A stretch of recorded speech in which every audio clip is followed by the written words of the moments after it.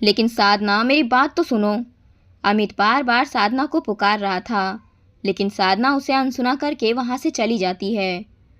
अमित हताश और निराश होकर वहीं बैठ जाता है। सड़क के किनारे पटरी पर न जाने कितनी देर तक वहाँ बैठा रहता है। सोचता रहता है, फिर किसी तरह हिम्मत जुटाकर साधना को मनाने चल देता है। इधर साधना आंखों में आंसू लिए तेज तेज कदमों से अपने घर की ओर चल दी थी। घर पहुंचकर साधना सीधे अपने कमरे में जाकर पलंग पर लेट जाती है। तभी उसकी मम्मी शोभा जी उसके पास आती है। बेटी, क्या बात है? बहुत परेशान लग रही है। अमित से लड़ाई हो गई क्या? मम्मी, उसका नाम भी मत लो, बहुत बुरा है वो। आप जाओ, इस समय मुझे किसी से बात नहीं करनी, साधना ने बोला और बगैर जवाब का इंतज़ार करे वह दूसरी ओर मुंह करके लेट गई। शोभा जी बाहर ड्राइंग रूम में आकर बैठ गई। साधना की परेशानी ने उन्हें भी परेशान कर दिया था। आखिर ऐसी क्या बात थी जो साधना इतनी परेशान है?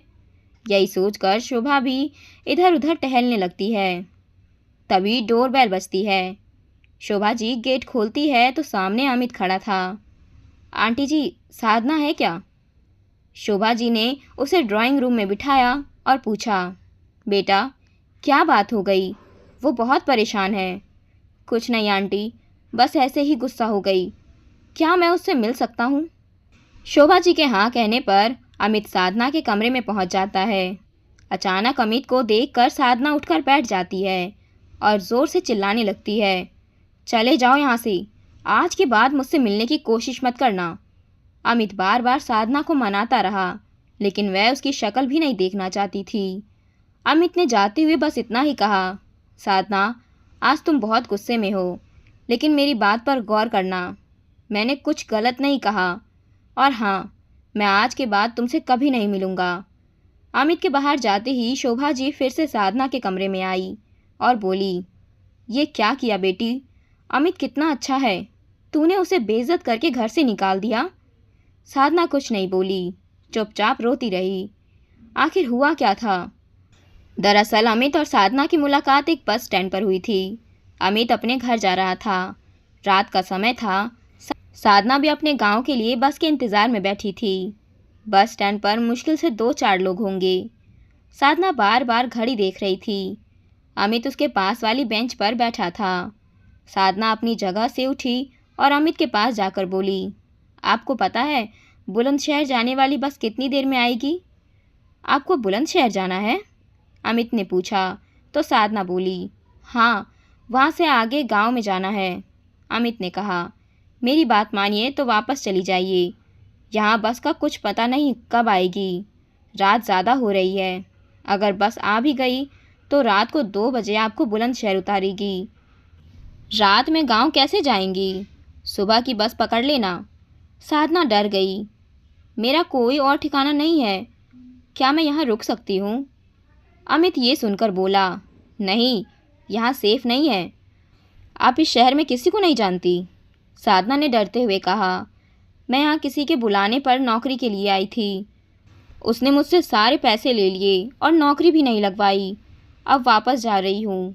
अमित बोला, वैसे तो मैं आपको नहीं जानता, पर अगर ऐसा है तो आप मेरे घर चलिए, सुबह तक रुकिएगा और सुबह बस पकड़ लेना।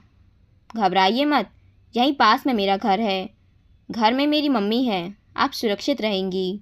साधना के पास कोई साधन नहीं था। वह अमित के घर चली गई। अगले दिन जब वह जाने लगी तो अमित ने उससे उसकी पढ़ाई के बारे में पूछा और उसे अपने ऑफिस में नौकरी की बात करने के लिए कहा। एक दिन और साधना ने रुकने का फैसला किया। शाम को अमित आया और उसने बताया कि उसकी कंपनी में नौकरी मिल जाएगी। साधना बहुत खुश हुई। अगले दिन से वह ऑफिस जाने लगी। बाद में उसने किराए पर एक फ्लैट ले लिया और गांव से अपनी माँ को भी बुला लिया। धीरे धीरे अमित और साधना एक दूसरे को पसंद करने लगे। साधना का प्रमोशन हो गया, उसकी सैलरी भी अब बढ़ गई थी। साधना एक अच्छे अपार्टमेंट में शिफ्ट हो गई। मॉडर्न सोसाइटी में उठना बैठना, पार्टी करना उसका रोज़ का काम हो गया। इधर अमित ने वह कंपनी छोड़ दी। वह दूसरे शहर में नौकरी करने लगा। धीरे धीरे अमित और साधना में दूरी बढ़ने लगी। अमित के दोस्त उसे बताते कि साधना किसी और लड़के के साथ घूमती है, लेकिन अमित इसकी परवाह नहीं करता।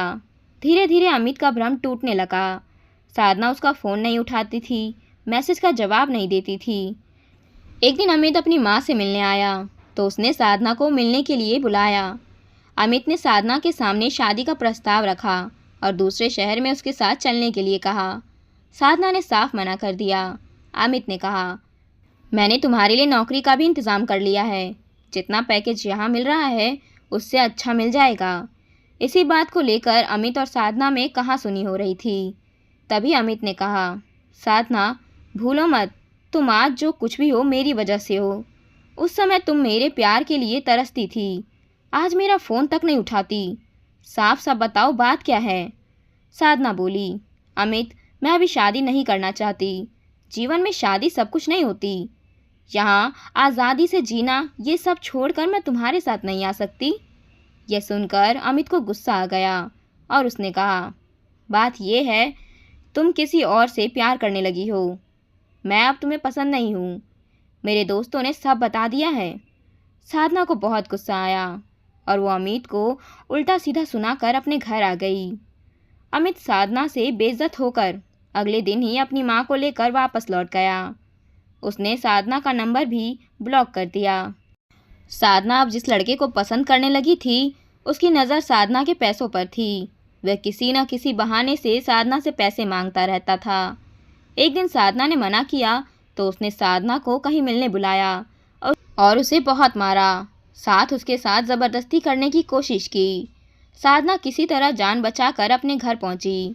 उस दिन उसे समझ आया कि उसने अमित के प्यार को खोकर कितनी बड़ी गलती कर दी। वह तैयार होकर अमित से मिलने के लिए चल दी। जब वह अमित के घर पहुंची तो पता चला साधना के घर से आते समय अमित कार ड्राइव कर रहा था। वह गुस्से और नफरत में ख्यालों में खोया था। उसकी कार का एक्सीडेंट हो गया और वह और उसकी माता दोनों ख़त्म हो गए। साधना के पैरों तले ज़मीन खिसक गई। जिस अमित ने उसे सहारा दिया वह उसी की मौत का कारण बन गई। साधना रोते हुए घर वापस आ गई। उसने अपनी मम्मी से कहा, मम्मी गांव वापस चलो। अब मैं ना यहाँ पे नौकरी कर पाऊँगी ना शादी। दोनों गांव के लिए रवाना हो गए।